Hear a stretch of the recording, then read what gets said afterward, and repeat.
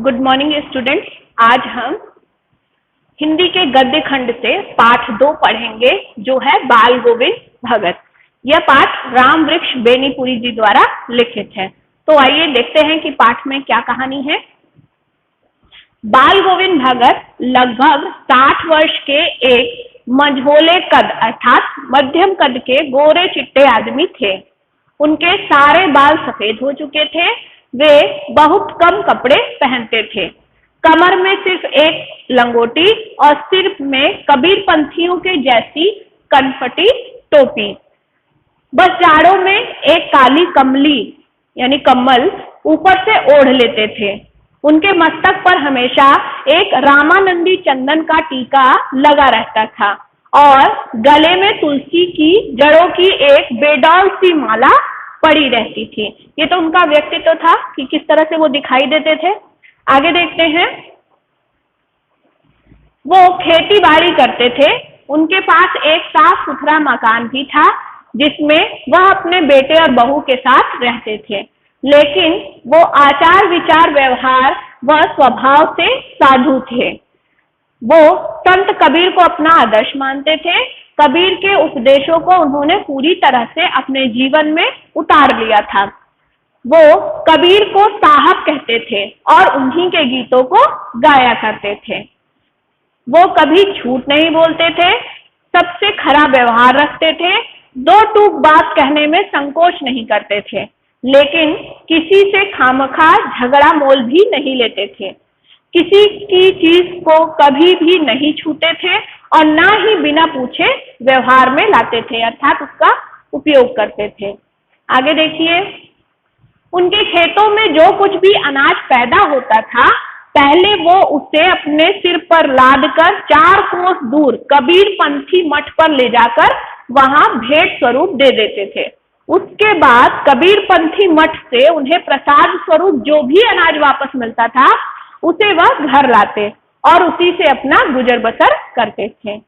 वो कबीर के पदों को इतने मधुर स्वर में गाते थे कि सुनने वाला मंत्र मुग्ध हो जाता था। कबीर के सीधे साधे पद भी उनके कंठ से निकलकर सजीव होते थे। तो इससे पता चलता है कि वो कबीर के बहुत बड़े भक्त थे। आगे देखिए। आषाढ़ के माह में जब रिमझिम बारिश होती थी पूरा गांव धान की रोपाई के लिए खेत पर रहता था। जब कोई हल चला रहा होता था तो कहीं कोई धान के पौधों की रोपाई कर रहा होता था। बच्चे धान के पानी भरे खेतों में उछल कूद कर रहे होते थे और औरतें कलेवा यानी सुबह का नाश्ता लेकर मेड़ पर बैठी रहती थी। बड़ा ही मनमोहक दृश्य होता था। कौन से महीने का? आषाढ़ के महीने का। जब आसमान बादलों से घिरा रहता था और ठंडी ठंडी हवाएं चल रही होती थी, ऐसे में भगत के गीतों के मधुर स्वर कान में पड़ते थे जो कबीर के पदों को बड़े ही मनमोहक अंदाज में गाते हुए अपने खेतों में पूरी तरह से कीचड़ में सने हुए धान की रोपाई करते थे। उनका मधुर गान सुनकर ऐसा लगता था मानो उनके गले से निकलकर संगीत के कुछ मधुर स्वर ऊपर स्वर्ग की तरफ जा रहे हैं और कुछ मधुर स्वर पृथ्वी में खड़े लोगों के कान की तरफ आ रहे थे। कहने का मतलब इतना उनका मधुर संगीत हुआ करता था। आगे देखिए। खेलते हुए बच्चे भी उनके गानों में झूम उठते थे। औरतें गुनगुनाने लगती थी। हल चलाने वाले लोगों के पैर भी अब ताल से उठने लगते थे और रोपनी करने वालों की अंगुलियां एक अजीब क्रम से चलने लगती थी। सच में बाल गोविंद भगत के संगीत में जादू था, जादू। आगे देखिए। भादों की काली अंधेरी रातों में जब सारा संसार सोया रहता था तब बाल गोविंद भगत का संगीत जाग रहा होता था। कार्तिक माह के आते ही बाल गोविंद भगत की प्रभातियां शुरू हो जाती थी जो फागुन तक चलती थी। आपको बता दो ये आषाढ़, भादौ, कार्तिक ये सब हिंदी महीनों के नाम है। आगे देखिए। इन दिनों में वे सवेरे उठकर गांव से 2 मील दूर नदी में जाकर स्नान करते। स्नान से लौटकर गांव के बाहर ही पोखरे के ऊंचे भिंडे पर अपनी खंजड़ी ले जाकर बैठते थे। खंजड़ी एक यंत्र होता है जिसको हाथ में लेकर बजाया जाता है और गाना गाने लगते थे और गर्मियों में तो वे अपने घर के आंगन में ही आसन जमाकर बैठते और अपनी मंडली के साथ गाना गाते थे। आगे देखते हैं। बाल गोविंद भगत की संगीत साधना का चरम उत्कर्ष उस दिन देखा गया जिस दिन उनके इकलौते बेटे की मृत्यु हो गई। उन्होंने बड़े प्यार से अपने बेटे की शादी की थी। घर में एक सुंदर व सुशील बहू आई जिसने भगत को दुनियादारी और गृहस्थ के झंझट से मुक्त कर दिया। इकलौते बेटे की मृत्यु के बाद उन्होंने अपने मृत बेटे की देह को आंगन में एक चटाई पर लेटाकर उसे एक सफेद कपड़े से ढक दिया और उसके ऊपर कुछ फूल और तुलसी दल बिखरा दिए और सिर के सामने एक दीपक जला दिया। फिर उसके सामने ही जमीन पर आसन लगाकर गीत गाते रहे, वह भी पूरी तल्लीनता के साथ।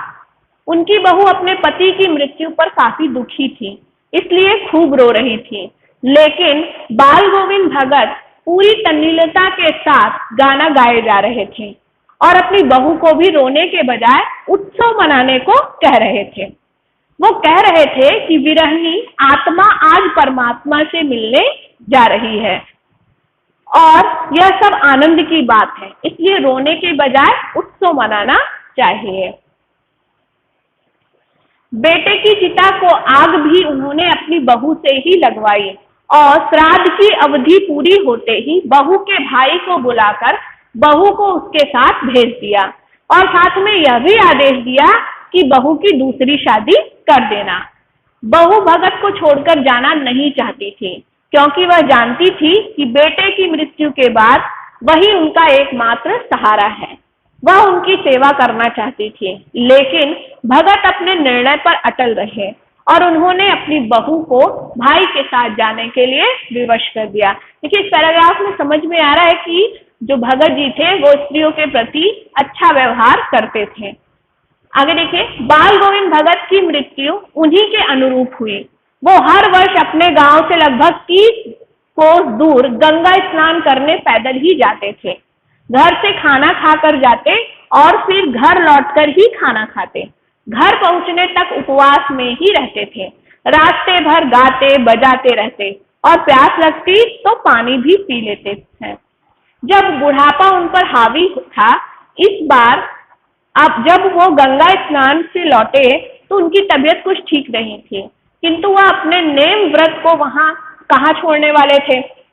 घर लौटकर उन्होंने अपनी वही पुरानी दिनचर्या जारी रखी। लोगों ने उन्हें आराम करने को कहा, लेकिन वो सबको हंसकर टाल देते थे। उस दिन भी उन्होंने संध्या में गीत गाया था, लेकिन सुबह के वक्त लोगों ने उनका गीत नहीं सुना। जाकर देखा तो पता चला कि बाल गोविंद भगत नहीं रहे, सिर्फ उनका पंजर पड़ा हुआ है। तो इस तरह से हमने देखा कि बाल गोविंद भगत का जो पूरा जीवन क्रम था वो किस तरह से चला। इसके लेखक रामवृक्ष बेनीपुरी जी हैं। तो आइए हम लेखक के बारे में थोड़ा सा पढ़ लेते हैं। इस पाठ के लेखक रामवृक्ष बेनीपुरी हैं। रामवृक्ष बेनीपुरी का जन्म 1899 में बिहार के मुजफ्फरपुर जिले के बेनीपुर गांव में हुआ था। बचपन में ही उनके माता पिता का निधन हो गया, जिस कारण उनका बचपन अभावों, कठिनाइयों और संघर्षों में बीता। 10वीं तक की शिक्षा प्राप्त करने के बाद सन 1920 में भारतीय राष्ट्रीय स्वाधीनता आंदोलन से सक्रिय रूप से वे जुड़ गए। इस दौरान वे कई बार जेल भी गए। उनकी मृत्यु सन 1968 में हुई। उनकी रचनाएं देखिए। रामवृक्ष बेनीपुरी की रचनाएं महज 15 वर्ष की अवस्था में ही अनेक पत्र पत्रिकाओं में छपने लगी। वो बेहद प्रतिभाशाली पत्रकार भी थे। उनकी रचनाओं में स्वाधीनता की चेतना, मनुष्यता की चिंता और इतिहास का युगानुरूप व्याख्या है। विशिष्ट शैलीकार होने के कारण उन्हें कलम का जादूगर भी कहा जाता है। संपादन कार्य देखिए उन्होंने क्या क्या किया है। उन्होंने अनेक दैनिक, साप्ताहिक एवं मासिक पत्र पत्रिकाओं का संपादन भी किया है, जिनमें तरुण भारत, किसान मित्र, बालक, युवक, योगी, जनता, जनवाणी और नई धारा प्रमुख हैं। और उनके साहित्य देखिए। बेनीपुरी रचनावली, उनका पूरा साहित्य बेनीपुरी रचनावली के 8 खंडों में प्रकाशित हुआ था। पतियों के देश में उनका उपन्यास था, कहानी चिता के फूल, नाटक अम्पाली। उनका रेखा चित्र था माटी की मूर्तें, रेखा चित्र उनका माटी की मूर्तें। यात्रा वृत्तांत था पैरों में पंख बांधकर, और संस्मरण था जंजीरें और दीवारें। तो ये सब उनकी रचनाएं थी। आपने देखा कि वृक्ष बेनीपुरी जी ने बाल गोविंद के साधु संत वाले जीवन शैली से हमें किस प्रकार से परिचित कराया और उनके बारे में हमें किस तरह से बातें बताई। तो आशा करती हूँ आपको यह पाठ अच्छे से समझ में आ गया होगा। अब आप इसे घर पर पढ़ेंगे और दोहराएंगे। धन्यवाद।